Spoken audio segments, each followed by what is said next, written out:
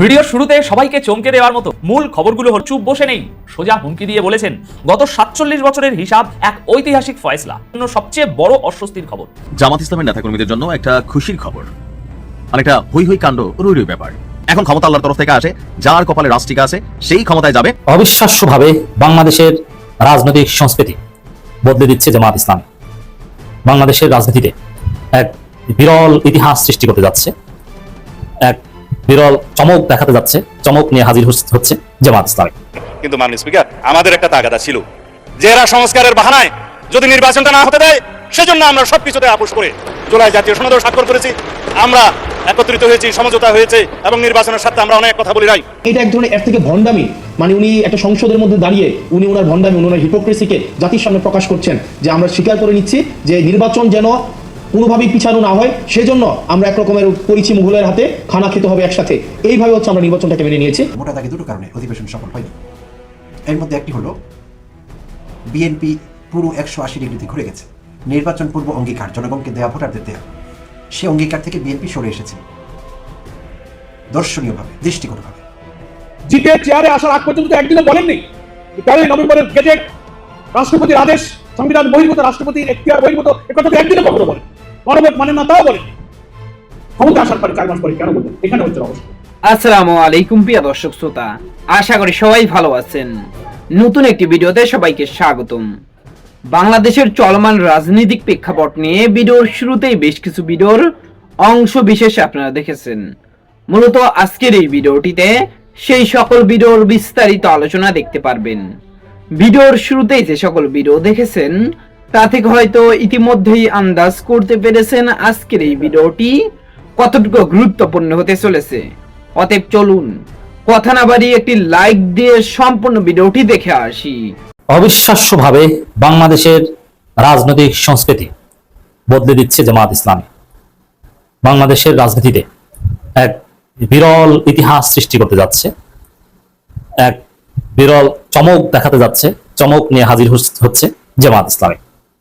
বাংলাদেশের রাজনীতি হবে এখন ইউরোপ আমেরিকার মতো, রাজপথের হানাহানি, কামড়াকামড়ি, এগুলো একটা পর্যায়ে থাকবে না। জামাত ইনিশিয়েট করছে বাংলাদেশের রাজনীতি হবে ইউকের মতো ডিবেট ভিত্তিক, পলিসি ভিত্তিক। সরকারি দল বিরোধী দলের মধ্যে রাজপথে কামড়াকামড়ি থাকবে না। সরকারি দল বিরোধী দলের মধ্যে পলিসি ভিত্তিক জ্ঞানগত থিওরিটিক্যাল ডিবেট থাকবে, বিতর্ক থাকবে, পলিসি ডিবেট। হ্যাঁ, জামাত বাংলাদেশের রাজনীতিকে সেই পর্যায়ে নিয়ে আসে। কথা বলছি শ্যাডো ক্যাবিনেট নিয়ে, ছায়া মন্ত্রিসভা। কিছু অশিক্ষিত গারল মূর্খ যারা ইউকে, ইউনাইটেড কিংডম কিংবা লন্ডন বানান করতেও পারে না, ইউরোপ আমেরিকার বা গণতন্ত্রের যে সর্বোচ্চ লেভেল কিংবা ওয়েস্টমিনিস্টার ডেমোক্রেসির যে সৌন্দর্য, এগুলো কিছু বুঝে না। এরা মূর্খ, এরা এই শ্যাডো ক্যাবিনেট নিয়ে ট্রল করছে, তারা ছায়া মন্ত্রিসভা নিয়ে ট্রল করছে। এবং যারা সম্ভাব্য ছায়া মন্ত্রিসভায় থাকতে পারেন তাদেরকে নারীদের ছায়া পরিয়ে এআই দিয়ে ছবি এডিট করে সোশ্যাল মিডিয়ায় সার্চ। এরা হচ্ছে মূর্খ, গারল। অথচ এই ছায়া মন্ত্রিসভা জামাতের, এটা বাংলাদেশের পলিটিক্যাল সিস্টেম, কালচারকে পরিবর্তন করে দিবে। সরকার সঠিক কাজ করতে বাধ্য হবে। বিরোধী দল, এতে বিরোধী দলের কোটি কোটি টাকা খরচ হবে। এই যে জামাত ছায়া মন্ত্রিসভা করতে যাচ্ছে, এতে কোটি কোটি টাকা খরচ হবে, কারণ অনেক রিসার্চার লাগবে। যেমন সরকার বাজেট দিবে, সেখানে জামাত একটা পাল্টা বাজেট দিবে। পাল্টা বাজেট দিতে অনেক বিশেষজ্ঞ লাগবে, আর সেই বিশেষজ্ঞরা কি খালি খালি, আর জামাত নেতারা তো আর কেউই বিশেষজ্ঞ না।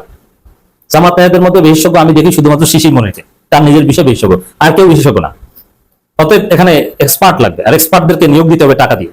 এবং এখানে অনেক আমলাতান্ত্রিক, দাপ্তরিক কাজ আছে, যে দাপ্তরিক কাজগুলো সম্পাদন করতে আলাদা অফিস লাগবে, কোটি কোটি টাকা লাগবে। সেই জামাত টাকা খরচ করে এই কাজ করবে। এটা একটা উন্নত এলিট একটা ধারণা, আর সেটাকে নিয়ে টল করছে কিছু মূর্খ, যদিও বিএনপি এটাকে স্বাগত জানিয়েছে।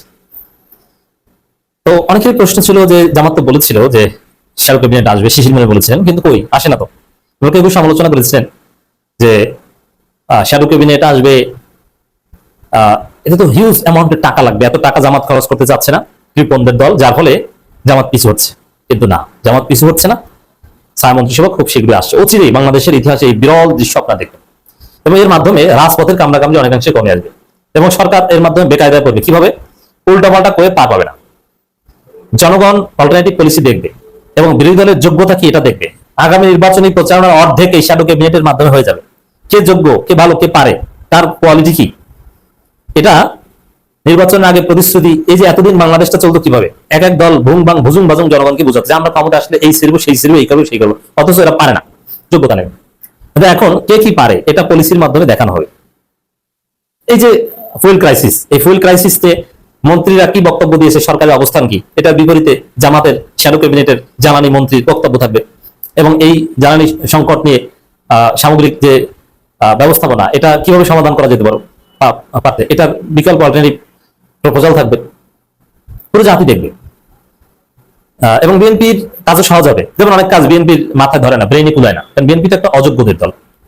আওয়ামী লীগ ছিল অনেকটা যোগ্যদের দল, যোগ্য বলেই তারা ফেসিস্ট হতে পেরেছে, এর মানে তাদের যোগ্যতাটা খারাপ কাজে ব্যবহার করেছে, বাট যোগ্যতা ছিল।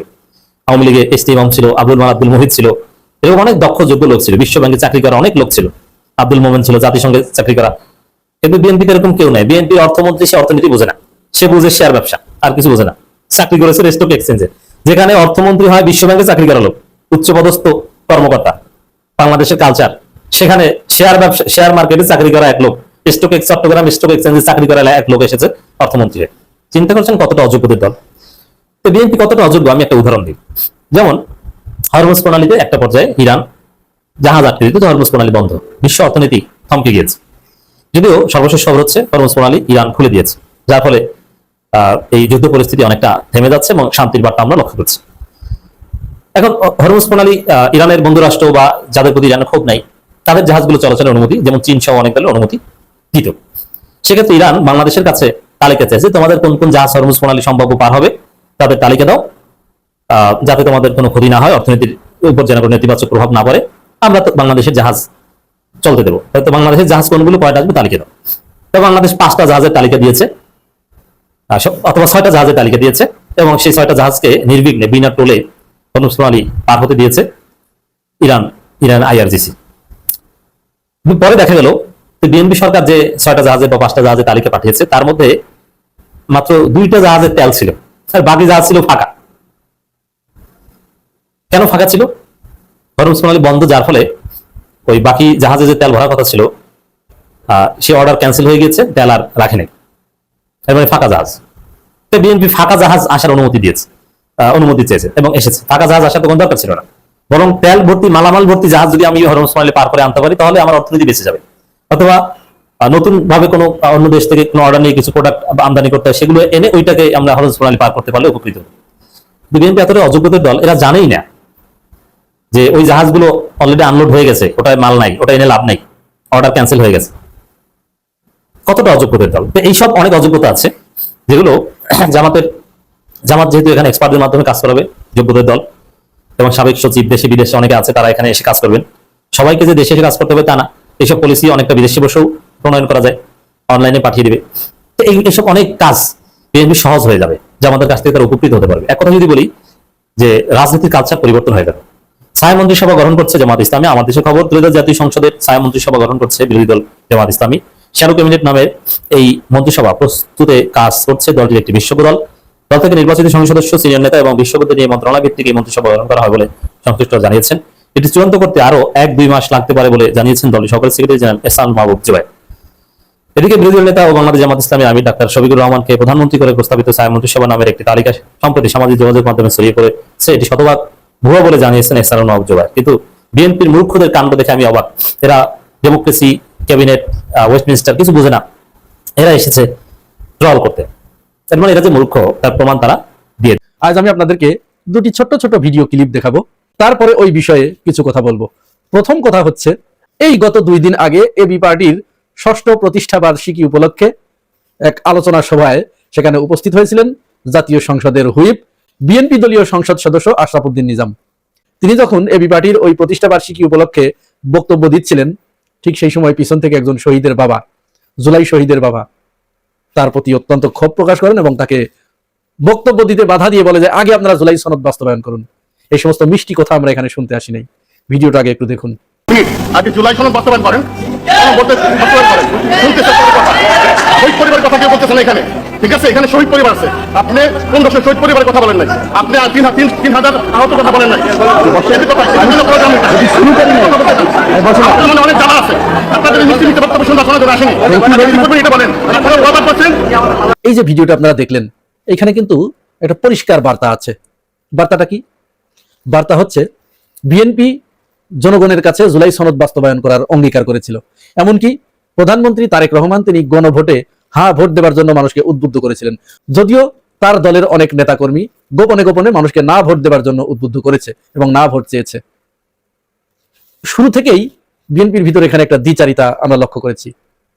এরপরে তারা ক্ষমতায় এসেছে, প্রত্যেকেই তাদেরকে সাধুবাদ জানিয়েছে এবং তাদের কাছে বিরাট একটা আশা ছিল যে এরা জুলাই সনদে যেহেতু স্বাক্ষর করেছে এটি বাস্তবায়ন করবে।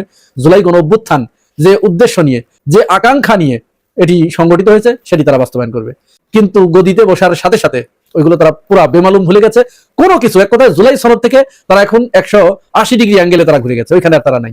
তারা সংস্কার প্রস্তাব যেগুলো ছিল সেগুলো বাতিল করে দিয়েছে, অসংখ্য অধ্যাদেশ তারা বাতিল করে দিয়েছে এবং অতি গুরুত্বপূর্ণ যেটি রাষ্ট্রের জন্য, সাধারণ নাগরিকদের জন্য কমফোর্টেবল ছিল, মঙ্গলজনক ছিল, সেগুলো বাতিল করে দিয়েছে। বাতিল করে নিজেদের দলীয় স্বার্থ আদায় হয়, দলীয় স্বার্থ হাসিল করে, দলীয় পারপাস সার্ভ করে, এরকম ওই শেখ হাসিনার আমলের সবগুলো রেখে দিয়েছে। শেখ হাসিনা যা করেছিল তাই। এই করতে করতে এই কয়েকদিনের ভিতরেই কিন্তু জনগণের ভিতরে তাদের প্রতি একটা ক্ষোভ প্রকাশ পেয়েছে এবং তিনি যখন আশরাফুদ্দিন নিজামের উপরে যখন ক্ষোভ ঝাড়ছিলেন তখন কিন্তু আপনারা দেখেছেন তার পিছন থেকে প্রত্যেকেই ওই শহীদের বাবাকে সাপোর্ট করেছে এবং ঠিক ঠিক বলে সবাই করতালি দিয়েছে। করতালি দেয়া বা না দেয়া বড় বিষয় নয়, এখানে অত্যন্ত গুরুত্বপূর্ণ বিষয় যেটা, সেটা সরকার হয়তো উপলব্ধি করতে পারছে কিনা। যদিও এই ঘটনাটাকে সরকার জামাত বলে চালিয়ে দিতে চাচ্ছে যে জামাতের কর্মী সমর্থকরা এই কাজ করেছে, সব জায়গায় এটি করে ভাই আপনারা পার পাবেন না। আওয়ামী লীগও কিন্তু এই কাজ করতো, তারা জনগণের রায়কে, জনগণের মতামতকে তোয়াক্কা না করে তারা ওইটাকে, কোনো ঘটনা ঘটলো এটাকে তারা জামাত বিএনপি বলে চালাতো, বিএনপি জামাত শিবির বলে চালাতো। বিএনপি জামাত শিবির কি জনগণের ভিতরের অংশ নয়? এরা কি জনগণের বাইরের অংশ?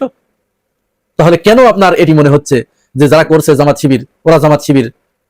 শেখ হাসিনা যা মনে করেছিল, যারাই বিরোধিতা করবে তাদেরকেই যদি আপনি এইভাবে জামাত শিবির করে আলাদা করতে থাকেন তাহলে তো আওয়ামী লীগের মতো ঘটনা ঘটবে। আওয়ামী লীগ কি কোনোদিন ঘটনাক্ষরেও কল্পনা করেছে? তারা তো সবসময় জামাত শিবির করেই ওটা উড়িয়ে দেওয়ার চেষ্টা করেছে। আখেরে ফলটা হয়েছে কি? সবই তাহলে জামাত শিবির হয়ে গেছে। এখানে আপনি আপনার বিরুদ্ধে উচ্চারিত প্রতিটি বিরোধিতাকে, আপনার বিরুদ্ধে উচ্চারিত প্রতিটি অসন্তোষকে আপনি যখন জামাত শিবির বলে উড়িয়ে দেবার চেষ্টা করবেন, ওই আওয়ামী লীগের মতো ওইটা একদিন মহিরুহেতে পরিণত হবে। সুতরাং এইটি আমলে নিন, এটা আমলে নেবার দরকার আছে। ইতিমধ্যেই মানুষের ক্ষোভের বহিঃপ্রকাশ কিন্তু হতে শুরু করেছে। জুলাই সনদের সাথে গাদ্দারি করে হয়তো ক্ষমতা খুব বেশি দিন টেকসই করা একটু কঠিনই হয়ে যাবে। অনেক সময় দলীয় দৃষ্টিকোণ থেকে তাকালে হয় কি, দলীয় চশমা পরা থাকে, ওই ফ্রেমের ভিতরে অন্য কিছু প্রবেশ করে না। এই জন্য দলীয় দৃষ্টিকোণের বাইরে গিয়ে বিরোধী মতের যারা আছে তাদের কথা শোনার চেষ্টা করুন, তাহলে অ্যাকচুয়াল ফিগারটা পাবেন, অ্যাকচুয়াল ঘটনাটা, ইফেক্টটা আপনাদের চোখের সামনে ধরা পড়বে। যাই হোক, এবার আসুন আমরা দ্বিতীয় আরেকটি ভিডিও দেখি। সমস্যা নেই, তুমি সারা জীবন অতটা নিয়ে থাকবে। দুইটা অভ্যাস কেমন কেন, এই দুইটা অভ্যাস শুধু আমার সাথে যাওয়ার কারণে এই হাতটা আপনি দেখেন এখনো ফাঁকা, এই হাতটা কারণে আমি খুশি খাইতে মার খাইছি। এই যে ভিডিওটা দেখলেন, এই ছেলেটার বয়স কত? কমসে কম 40+। অনেকেই বলছেন এটা 50 হয়ে গেছে। ছেলেটা লক্ষ্মীপুর জেলা ছাত্র দলের কমিটিতে পদ না পেয়ে তিনি এইভাবে ফেসবুক লাইভে এসে কান্নাকাটি করেছেন। হ্যাঁ, তিনি ছাত্র দলের, সারা দেশে ছাত্র দলের কমিটি গঠিত হয়েছে, জেলা কমিটি। এটি অবশ্য ভালো একটা দিক। ছাত্র দল দীর্ঘ 18 বছর পরে তাদের কমিটি করতে তারা সক্ষম হয়েছে। সারা দেশে জেলা কমিটি দিয়েছে, উপজেলা কমিটি দিয়েছে, ওয়ার্ড কমিটি দিয়েছে, বিভিন্ন জায়গায়, ঢাকা মহানগরের ভিতরে দিয়েছে। আমার পরিচিত অনেকেই তারা পদ পেয়ে আলহামদুলিল্লাহ পড়েছে, এটি ভালো, তারা পদ পেয়েছে। তো এই 40 একজন ব্যক্তি তিনি ছাত্র দলের জেলা কমিটিতে জায়গা না পেয়ে লাইভে এসে কান্নাকাটি করছেন। এটা কি স্বাভাবিক কথা? ছাত্র দল সাধারণত তাদের বয়স কত হতে পারে? আমি ধরে নিলাম এসএসসি থেকে শুরু। এসএসসি যে পরীক্ষা দিচ্ছে বা পরীক্ষা দেওয়ার পরে তার বয়স 16+। 16+ থেকে তার অনার্স মাস্টার্স শেষ করা পর্যন্ত 26-27 বছর, সর্বোচ্চ 30 বছর হয়তো যেতে পারে। 40 বছর, 45 বছরের একজন মানুষ কি করে ছাত্র দলের কমিটিতে পদ না পেয়ে সে কান্না করতে পারে এবং এই আশা করে যে সে ছাত্র দলের কমিটিতে জায়গা পাবে?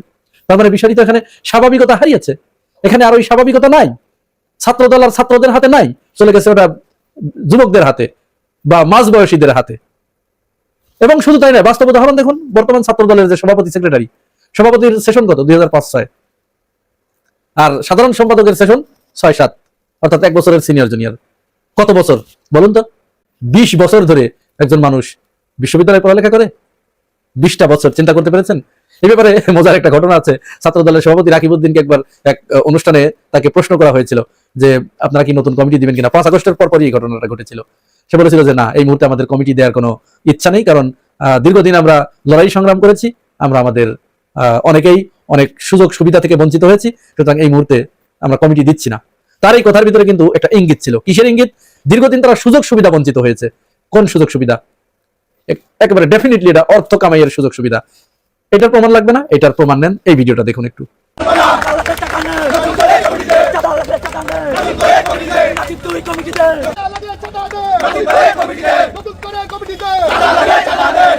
এটা হচ্ছে রাঙামাটি জেলায় যারা ছাত্র দলের পদ পায় নাই তারা এই স্লোগান দিচ্ছে এবং এভাবে বিক্ষোভ সমাবেশ করছে, এবং তারা সড়কে টায়ার জ্বালিয়ে, শহরের ভিতরে টায়ার জ্বালিয়ে তারা বিক্ষোভ প্রদর্শন করেছে।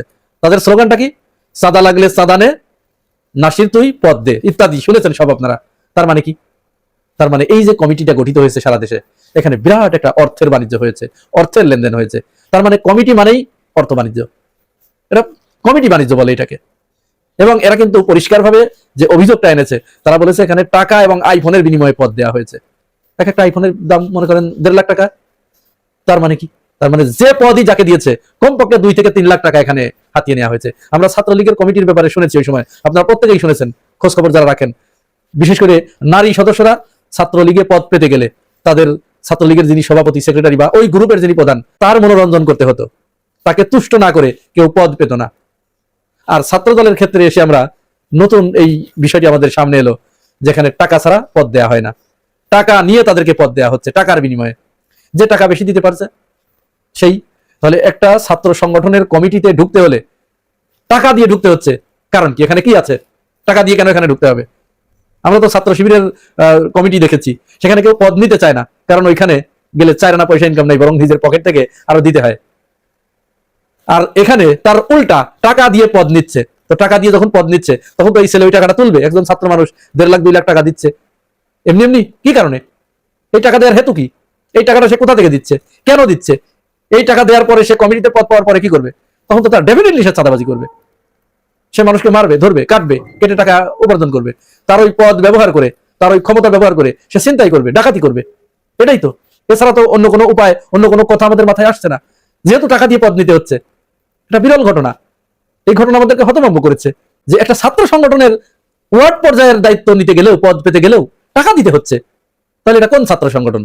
আমি আশা করছি সম্পূর্ণ ভিডিওটি দেখেছেন এবং এই ভিডিওর সাপেক্ষে আপনার কি মতামত সেটা অবশ্যই কমেন্ট বক্সে জানিয়ে যাবেন। ভিডিওটি ভালো লেগে থাকলে শেয়ার করতে ভুলবেন না। আমাদের এই চ্যানেলে নতুন হয়ে থাকলে চ্যানেলটি সাবস্ক্রাইব করে চ্যানেলের পাশে থাকবেন। আর যারা ইতিমধ্যেই চ্যানেলটি সাবস্ক্রাইব করেছেন তাদেরকে অসংখ্য ধন্যবাদ। দেখা হবে নতুন কোনো ভিডিও নিয়ে, ততক্ষণ সবাই সুস্থ থাকবেন। আল্লাহ হাফেজ।